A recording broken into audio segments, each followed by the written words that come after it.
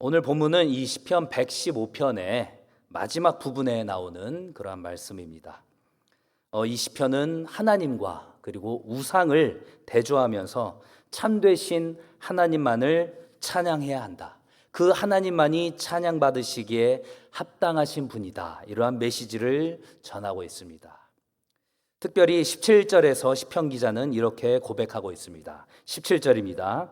죽은 자들은 여호와를 찬양하지 못하나니 적막한 데로 내려가는 자들은 아무도 찬양하지 못하리로다.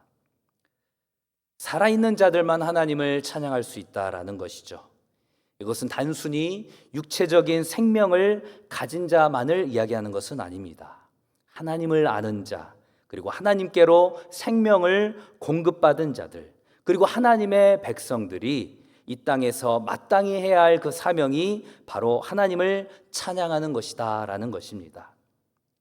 시편 기자는 우상은 아무런 능력이 없고 힘이 없다라고 지적을 하면서 오직 천지를 지으신 그 여호와 하나님만이 찬양받기에 합당하시다 이렇게 선언하고 있습니다. 그리고 마지막으로 결론적으로 살아있는 자들이, 살아있는 우리가 바로 하나님을 찬양해야 한다, 이러한 고백으로 이 시편의 끝을 맺고 있습니다. 오늘은 살아있는 자들의 찬양, 이러한 제목으로 살아계신 하나님의 백성들이 그 살아계신 하나님을 어떻게 찬양해야 하는지를 함께 나누고자 합니다. 첫 번째로는 하나님을 찬양하기로 결단해야 하는 것입니다. 살아있는 하나님을 우리가 찬양하기로 결단해야 한다라는 것이죠. 우리가 읽지는 않았지만 115편의 앞부분에서는 불신자인 세상의 사람들이 성도들을 공격한다고 말합니다. 그들의 하나님이 어디 있느냐, 이렇게 성도들을 공격한다라는 것이죠. 이렇게 우리들에게 물을 때에 성도인 우리들은 하나님께서는 살아계시다, 이렇게 담대하게 대답하면서 하나님을 찬양해야 한다, 찬양하는 목소리로 그들의 불신앙에 담대히 맞서야 한다, 이렇게 시편 기자는 선언하고 있습니다. 여호와께서 우리를 생각하시고 여호와께서 우리에게 복 주시는 분이라는 사실을 믿음으로 고백하면서 찬양하기를 멈추지 않아야 한다라는 것입니다. 그렇기 때문에 찬양은 단순히 우리가 기분이 좋을 때에, 우리의 상황과 형편이 좋을 때에만 부르는 그러한 노래가 아닌 것이죠. 하나님께 드리는 믿음의 결단인 것입니다.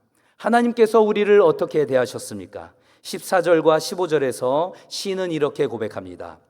여호와께서 너희를 곧 너희와 너희의 자손을 더욱 번창하게 하시기를 원하노라. 너희는 천지를 지으신 여호와께 복을 받는 자로다.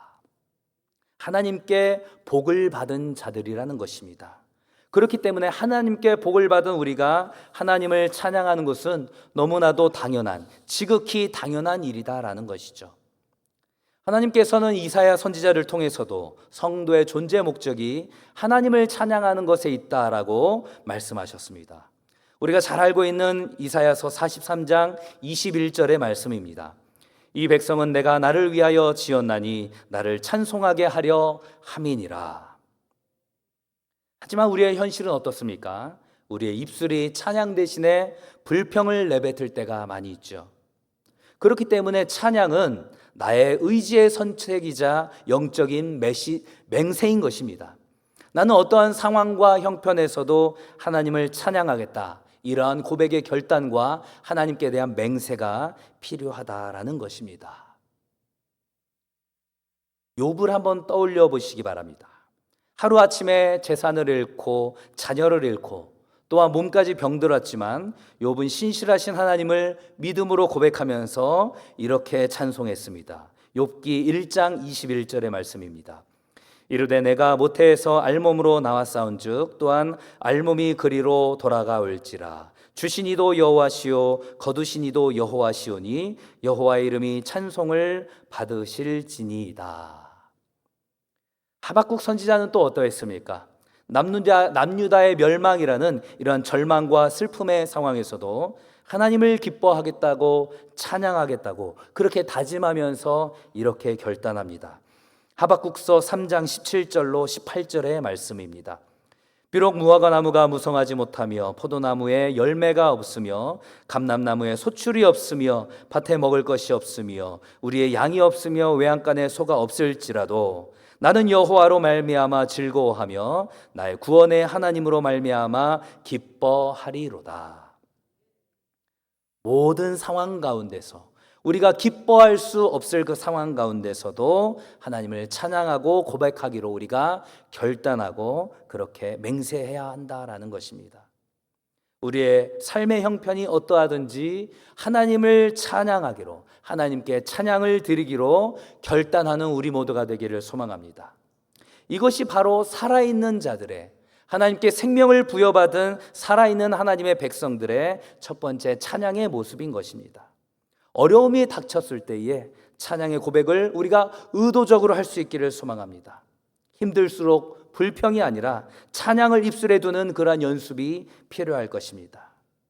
때로는 병원의 그 침상 위에서도, 사업이 막혔을 때에도, 모든 관계의 어려움 가운데서도 내가 주님을 찬양합니다. 그렇게 결단하며 우리의 영혼을 세우는 우리 모두가 되기를 소망합니다. 두 번째로는 하나님께서 맡기신 삶의 그 자리에서 찬양해야 한다라는 것입니다. 하나님께서 맡기신 그 삶의 자리에서 찬양해야 한다라는 것이죠. 오늘 본문 16절에서 시인은 이렇게 고백하고 있습니다. 하늘은 여호와의 하늘이라도 땅은 인생에게 주셨도다.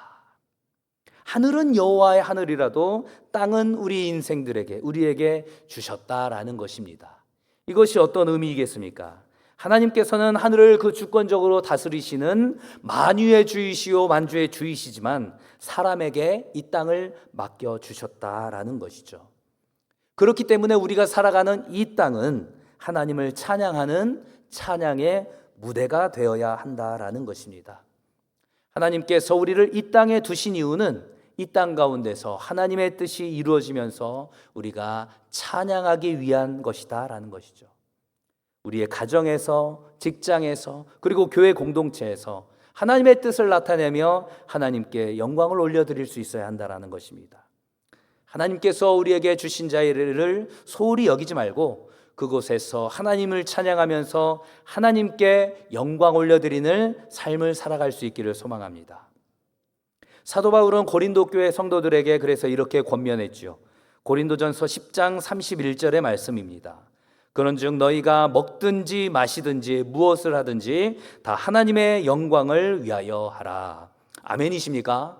우리의 직장 가운데서, 우리의 가정 가운데서, 우리의 교회 공동체 가운데서 성실함과 사랑과 또한 섬김의 모습으로 그렇게 나아가는 그 모습들을 통하여서 우리의 그 모습이 하나님께 올려드려지는 찬양이 된다라는 것입니다. 결국은 찬양이라는 것은 단순히 우리의 입술로 부르는 노래일 뿐만 아니라 우리의 삶 전체, 우리의 삶의 태도, 우리의 삶의 모습 자체가 하나님께 올려드려지는 찬양이 된다라는 것입니다. 일전에도 몇 번 말씀드린 바가 있지만 네덜란드의 신학자인 아브라함 카이퍼는 영역주권이다라는 개념을 계속해서 주장을 했습니다. 그것은 이런 의미인 것이죠. 그리스도께서 내 것이라고 말씀하시지 않으시는 영역은 이 세상에 단 한 치도, 단 1인치도 없다라고 이야기합니다. 하나님의 그 영역, 하나님께서 다스리시는 그 영역을 가운데서 하나님의 주권, 하나님의 다스리심을 인정해야 한다라는 것이죠. 나의 가정 가운데서 자녀를 돌보는 일, 직장 가운데서 정직하게 일을 하는 것, 교회에서 하는 모든 헌신과 봉사들, 이 모든 것들이 하나님의 속한 영역이라는 것, 그리고 이 모든 영역 가운데서 우리가 하는 모든 모습들이 하나님을 찬양하는 찬양의 고백이 된다라는 것.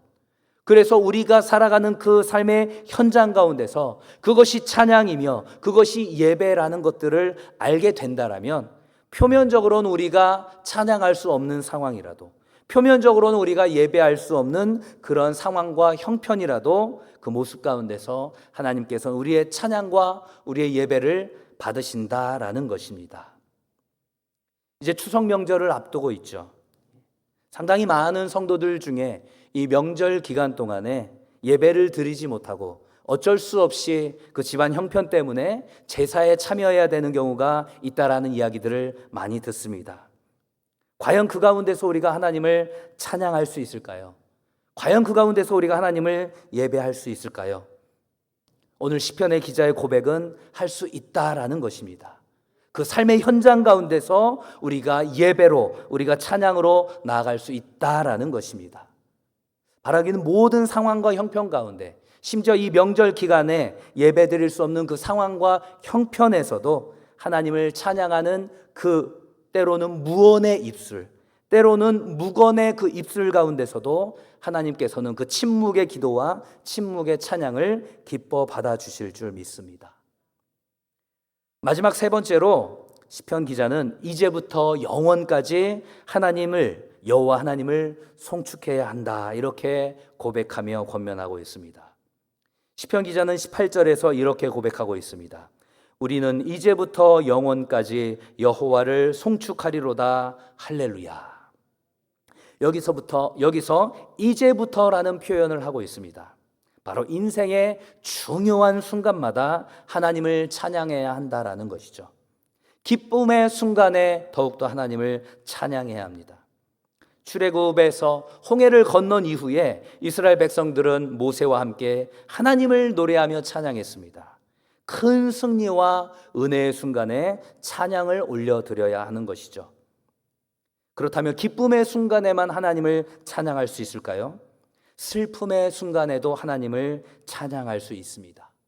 바울과 실라는 감옥에서 매를 맞고 갇혔지만 한밤중에 기도하면서 하나님께 찬송했습니다. 그리고 바로 그 찬송이 옥문을 열고 그 간수장의 마음을 열게 했던 것입니다. 절망과 낙심이 되는 상황 가운데서도 우리의 마음을 주께로 향하며 주님을 찬양할 수 있습니다. 다윗은 자신의 장인어른인 그 사울 왕을 피해서 굴에 있을 때에 하나님을 이렇게 찬양했습니다. 시편 57편 7절로 9절의 말씀입니다.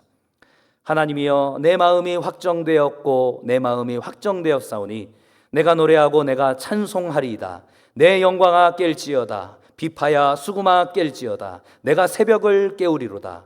주여, 내가 만민 중에서 주께 감사하오며 문나라 중에서 주를 찬송하리이다. 우리의 인생의 그 특별한 순간마다, 우리의 기쁨의 순간과 우리의 슬픔의 순간과 때로는 그 절망과 낙심의 순간에도 그 찬양이, 하나님께 올려드리는 그 찬양이 하나님께 영광 올려드리는 도구가 될 뿐만이 아니라 또한 우리 자신을 새롭게 세우게 하는 은혜의 통로가 된다라는 사실을 우리가 기억해야 하는 것입니다. 사랑하는 성도 여러분, 지금 어떠한 특별한 순간 가운데 계십니까? 그 순간이 기쁨의 순간이든 눈물의 순간이든 그 자리를 하나님의 찬양의 제단으로 바꾸는 그런 은혜가 있기를 소망합니다. 삶의 그 기쁜 순간마다 하나님께 감사의 찬양을 드릴 수 있기를 소망합니다. 축하 파티하는 것보다 예배와 찬양이 먼저 있어야 할 것입니다. 우리가 알고 있는 것처럼 장례식장에서도 찬송가는 울려 퍼집니다. 그것이 단순한 전통이겠습니까? 그것은 죽음을 넘어서는 소망의 찬양인 것입니다. 그렇기 때문에 우리의 눈물이 때로는 찬양이 될 수 있는 것입니다. 그리고 특별한 일이 없을지라도 우리의 가정 가운데서, 우리의 일상 가운데서, 우리의 출퇴근 가운데서 찬양의 그러한 노래가 울려 퍼질 수 있을 것입니다. 우리의 그런 작은 순간들이 쌓여서 우리의 인생 자체를 하나님을 향한 찬양으로 만들 줄 믿습니다. 이제 시편 기자는 찬양의 그 범위를 이제부터라는 단어로 시작해서 영원까지라는 단어로 확장하고 있습니다. 바로 찬양은 일시적인 행위가 아니라 영원히 성도인 우리가 해야 할 사명이다라는 것입니다. 이 땅에서는 우리가 주일마다 모여서 하나님께 예배하고 찬양하지만 천국에 가면 영원토록 끊임없이 하나님을 찬양하게 될 것입니다. 여호와를 송축하기 때문에 우리는 날마다 새롭게 힘을 얻게 되는 것입니다. 여호와께서 우리의 영혼을 바로 그 여호와 하나님의 자신의 길로 인도하셔서 우리의 모든 날을 통해서 하나님 자신을 찬송하게 하시는 것입니다. 요한계시록에서 천상에서의 찬양 장면을 이렇게 기록하고 있습니다. 요한계시록 7장 9절로 10절의 말씀입니다. 이 일 후에 내가 보니 각 나라와 족속과 방언, 백성과 방언에서 아무도 능히 셀 수 없는 큰 무리가 나와 흰 옷을 입고 손에 종려가지를 들고 보좌 앞과 어린 양 앞에 서서 큰 소리로 외쳐 이르되 구원하심이 보좌에 앉으신 우리 하나님과 어린 양에게 있도다. 또한 시편 기자는 시편 146편 1절과 2절에서 이렇게 고백합니다.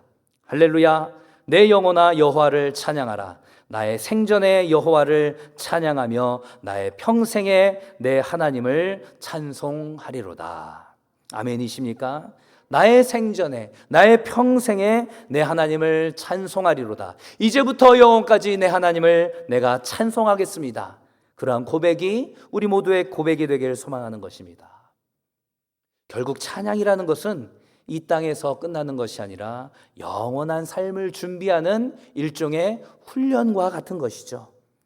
지금 우리가 드리는 찬양은 천국에서 드릴 영원한 찬양의 예행 연습과도 같은 것입니다. 그렇기 때문에 오늘부터 다시금 우리가 마음을 다잡고 인생의 모든 순간에서 하나님을 찬양하는 삶을 살게 되기를 소망합니다.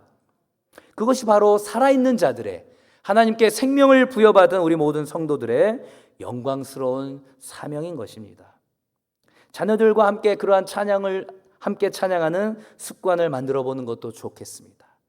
천국에서 장차들의 찬양을 준비하는 시간이라는 그런 생각을 가지고 말이죠. 주일 예배뿐만 아니라 소그룹 모임이나 기도회와 봉사의 현장에서도, 그리고 우리의 일상 가운데서도 찬양을 생활할 수 있기를 소망합니다. 우리가 직장에서 정직하게 일하는 것, 이웃을 사랑하는 것, 작은 선행을 하는 것, 이러한 삶의 태도 역시도 하나님께 드리는 찬양의 삶이 된다라는 것들을 또한 기억하시기 바랍니다. 단순한 노래가 아닌 우리의 삶의 태도로 하나님을 찬양할 수 있는 것입니다. 말씀을 정리하겠습니다. 살아있는 하나님의 백성들은 그 살아계신 하나님을 어떻게 찬양해야 한다고 시편 기자가 이야기하고 있습니까? 먼저는 하나님을 찬양하기로 우리가 결단하고 맹세해야 한다고 말합니다. 그리고 또한 하나님께서 맡기신 그 삶의 자리 가운데서 하나님을 찬양해야 한다라고 고백합니다. 그리고 마지막으로 이제부터 영원까지 그 하나님을 송축하고 찬양해야 한다고 권면하고 고백합니다. 죽은 자들은 찬양할 수 없습니다. 그들의 영원히 죽음 가운데 이르는 그 자들은 하나님을 찬양할 수 없으며 오직 영생을 부여받은 영원히 살아있게 될 우리만이, 그 성도만이 하나님을 찬양할 수 있다라는 것입니다. 그렇기 때문에 하나님을 찬양하는 것은 우리의 의무이자 또한 성도들의 특권이라는 것들을 생각하면서 오늘도, 그리고 내일도, 그리고 영원까지 하나님을 찬양하는 그러한 믿음의 사람으로 살아갈 수 있기를, 특별히 이 명절 기간 가운데서도 모든 상황과 형편 가운데서도 하나님을 찬양하는 그런 삶의 모습으로 나아갈 수 있게 되기를 간절히 소망합니다.